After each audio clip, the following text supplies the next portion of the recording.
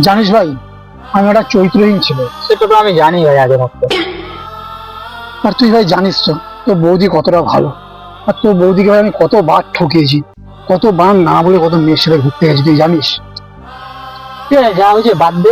এখন বৌদির কাছে সব সত্যি কথা বলে কি ক্ষমা চাই না। ক্ষমা চেয়ে নিয়ে সব ঠিক হয়ে যাবে। অবশ্যই ঠিক আছে। তাহলে যাই বল ভাই। যা।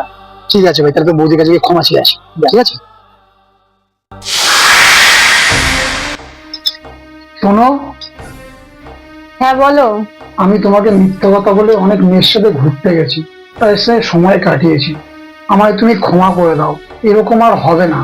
ক্ষমা তো আমি তোমাকে করিয়ে দেবো, আগে বলে সেই ডাইনিটার নাম কি? নামটা আমি তোমাকে বলতে পারবো না। ও, বুঝতে পেরেছি, পাশের পাড়ার ঝুম্পা, যাকে ছেলেরা একটুতেই পটিয়ে নিতে পারে। না, ও না। ও, তাহলে আমাদের মোড়ের মাথার রিয়া। আমি শুনেছি ওকেও নাকি যে কোনো ছেলেরা একটুতেই পটিয়ে নিতে পারে। না না, ওই মেয়েটাও না।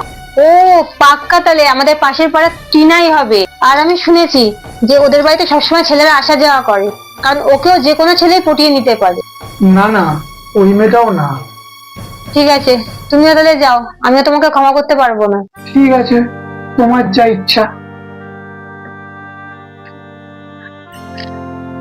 ভাই, তো বৌদির কাছে গিয়ে ক্ষমা চেয়ে নিলাম।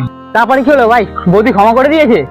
হ্যাঁ ভাই, ক্ষমা তো করেনি, কিন্তু ভাই পাড়ার 3টে মেয়ের নাম জেনে গেছি যারা খুব সহজেই পটে যায়। তার ভাই আমাকে একটা দিস।